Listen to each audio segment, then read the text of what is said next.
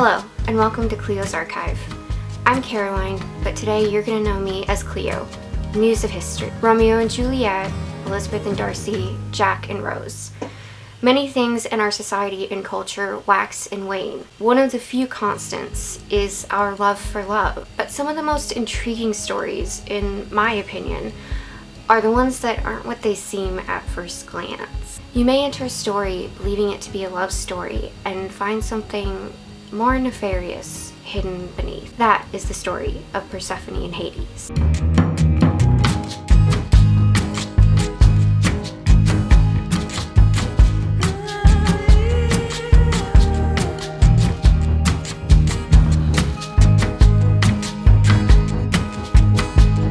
Most people know the name Hades, but for those who need a little backstory, he's the son of Rhea and Kronos. He had been devoured by his father, along with all but one of his siblings, because of a prophecy told to Kronos by Gaia and Uranus that his sons would overthrow him the same way he had overthrown his father. Rhea later became pregnant with Zeus. She hid the pregnancy from Kronos, had him in secret, and thus he went on to free his siblings from Kronos, and together the brothers defeated the Titans. Then they each took their reign. Zeus over the sky, Poseidon the ocean and the solid earth, and Hades over the underworld. Persephone, and this is a key detail to remember for later, is the daughter of Demeter and Zeus. Yes, that is correct. None other than Hades' little brother. The Greek pantheon really loved keeping the family. Zeus and Hera are married after all, so are we surprised? Persephone went by several names, most notably Persephone and Kor, or Kore, depending on who's saying. She was the goddess of spring, both growing and destroying the crops, and also a fertility goddess like her mother. And as I mentioned in my Siren video, she was the apple of her mother's eye. The meeting of fate between Persephone and Hades has two main versions, albeit one much more a modern take. But I want to present it to you anyway, because a modern take doesn't mean a wrong or bad one. This modern take can have many flavors and twists and turns depending on the teller of the tale, but the core usually remains fairly intact. And I would say the Webtoon, Olympus, often bridges the gap between this modern take and the ancient one fairly well. Persephone felt suffocated by her doting mother and found herself wanting power herself. So she sought to draw the eye of Hades, unaware that he was already in love with her, that he had been watching her in the fields for some time. So when Persephone did the very unusual thing and asked for his hand, like I said, this is the modern take, Hades was elated by this turn of events. Hades asked her father, who was his little brother, for permission, who gave it gladly. Nobody but Persephone probably saw what the outcome was going to be. So when she and Hades descended into the underworld, she became queen of the underworld. Demeter soon realized her precious daughter was gone. She demanded her daughter be brought back to her. She fell into a depression and ignored her duties. She was the goddess of agriculture and fertility. Fertility over the earth, mind you. That is fertility of crops and food. She kept humans alive. So, the earth fell into a famine, and people began to beseech the gods for help. And since the gods' own happiness and goodwill relied on these sacrifices from the humans, who couldn't provide it without their crops, well, it wasn't a good situation. Zeus tried to push Demeter to get back to work, and she refused. So he sent Hermes to the underworld for Persephone. When they realize they're going to be separated, Hades gives Persephone some of the pomegranate seeds, so she will at least have to return for part of the year. Sometimes it's half the year, sometimes it's 2/3 with her mother and 1/3 with Hades. It changes depending on the source, and parts of these modern versions, of course, borrow from the ancient. They have to, but there's a lot that has to change to make it a love story.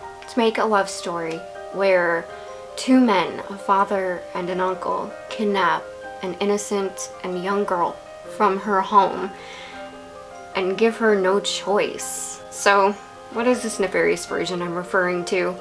I want you to be warned, it's not a pretty one. It's not Lore Olympus, it's not Feyre and her sand. It's dark and ugly like so many stories in Greek myth. It is said that Hades fell in love with Persephone. But let's be honest, she was on the earth and he was in the underworld. He watched her, like the creepy uncle he was, and said it was love, so people didn't squirm. He did go to Zeus, who blessed the union, without consulting Persephone or Demeter. It's the ancient version, are we surprised? But if you think not consulting them is bad, it gets so much worse. Zeus went so far as to tell his brother that Demeter wouldn't approve of a marriage that would drag her daughter, a goddess of spring, down into a lightless world. With little subtlety, Zeus told Hades he would need to be discreet, and thus Hades decided to abduct his niece. Persephone was with her maidens, the nymphs that would later be known as the Sirens. They were in the fields picking flowers, and there are a few different versions here.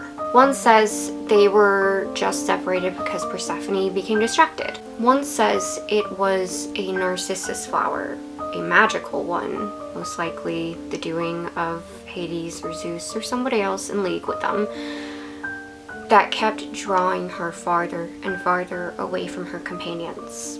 But it was in this moment, when she was so far, that her companions couldn't hear her cries for help, that Hades came charging in on a golden chariot drawn by 4 black horses. Again, it's a bit fuzzy if he came charging directly across the field or came out of the ground, but this is when he snatched her up. Then they plunged down into the ground, directly into the underworld. It was hours later that Demeter came searching for her precious daughter and found nothing. She spent 9 days and nights searching the farthest corners of the earth, not sleeping, eating, or bathing. It was on the 10th day that Hecate, the goddess of magic, came to Demeter and said she knew Persephone had been taken, but she didn't know by whom. Together, they went to Helios, the god of the sun, who saw everything on the face of the earth. And it was there they learned Persephone's fate. Now we'll return to Demeter in a minute and see what she spent this year doing, though sometimes it was only a few days. But I want to go to Persephone right now. Let's go to her time in the underworld for a minute. It is said that Hades doted on her in the underworld, lavishing her with gifts, and when she asked for a realm in the underworld for souls who didn't deserve to be tormented, he created her Elysium. But she was heartbroken. She missed the mortal world. She missed sunshine, her friends, and her mother most of all. And somehow, instead of seeing he'd made a mistake, her inability to accept him made Hades sad. He felt only self-pity because this young girl had been stripped of everything she loved and couldn't love her captor. Now this part of the story is perhaps the most highly contested or most highly changed. How did Persephone come to eat the seeds? Well, I'll tell you each version I know, and each one is progressively worse. The first is innocent. Persephone had been in the underworld for days and was hungry. She'd been told nothing of the rules, perhaps intentionally. She wandered into the gardens and ate a pomegranate and thus cursed herself. The second is more malicious. Hades intentionally kept the rules from her, and knowing Persephone was hungry, he gave her the seeds to eat. The third and the last I know of is the most nefarious. I don't know when exactly this takes place in the tale, but it would make the most sense if it happened after Zeus strikes his deal with Demeter. In his last version, while Persephone was sleeping, together Zeus and Hades pry open her mouth and force her to eat the seeds without her knowledge. In this scenario, Persephone wouldn't even know she was doomed until her mother tries to retrieve her and she's told her fate has been sealed. It's worse than all of the others because, like her abduction, any will or choice she had was stripped away by these men who should have been there to protect her. Jumping back to Demeter, it's most likely been a year. She has ignored her duties, understandably furious with her daughter's abduction. And like the modern version, this is a problem for the gods. They really be needing those offerings, you know? So Demeter has spent a year walking the earth as a mortal, refusing her duties. I respect it. The world is plunged into a famine because of Demeter, and winter because of Persephone's absence. Zeus realizes he can't leave this alone anymore because the humans are gonna die away. So he begins sending all the other gods to Demeter, begging her to resume her duties. Each time she refuses. Zeus finally wises up, sends Hermes to Persephone. Sometimes exactly how this happens might change, but we're gonna go with the Hermes version here. This is most likely when the pomegranate seeds would have taken place, whichever version, because Hades realized he needed something to keep her there. At this point, everybody meets him at Olympus, and it's one big catfight. Zeus and Demeter are just going at it. Hades gets there, and she's obviously furious at him. When it's revealed through whatever circumstances that Persephone has eaten the pomegranate, all hell breaks loose. Demeter refuses to allow her daughter to remain in the underworld. Hades won't let her leave though. Zeus strikes a bargain. She can remain with Demeter for 6 months of the year and 6 months of the year with Hades. Though again, sometimes it's 2/3 of the year with Demeter and 1/3 with Hades. Neither party liked this bargain. They both wanted Persephone in their realm all year round. I don't think anybody considered asking Persephone her preference and just going with that, because that would just be ridiculous. And thus it is said the seasons were created. The winter months are when Persephone is with Hades, and spring and summer she's with her mother. There's a reason the story of Persephone and Hades has lasted for so long. Even for the Greek playwrights, the two would often show up in their stories. Persephone was often kind and benevolent, seeing the true feelings of a woman in her situation, as with Eurydice and Orpheus. Where in contrast, Hades rules with more of an iron fist and doesn't hesitate to punish those who cross him.